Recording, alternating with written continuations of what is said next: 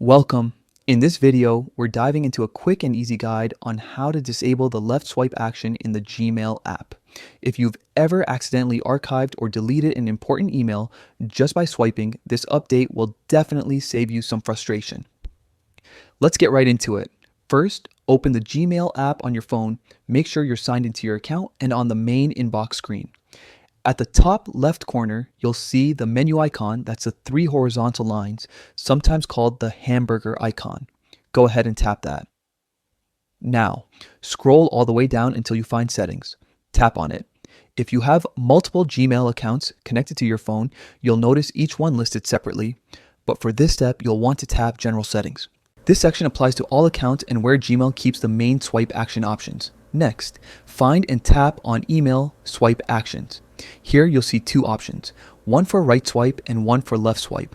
Both can be customized depending on your preference. To disable the left swipe specifically, tap on Change next to left swipe. A pop-up menu will appear showing several options, things like archive, delete, mark as read or unread, move to, and so on. From this list, select None. Once you choose None, Gmail will no longer perform any action when you swipe left on an email. That means you won't accidentally delete or archive messages again when scrolling quickly through your inbox. It's a simple tweak, but it can really help you take control of how you manage your emails. Now, just back out to your inbox to test it. Swipe left on any email and you'll see that nothing happens exactly what we wanted.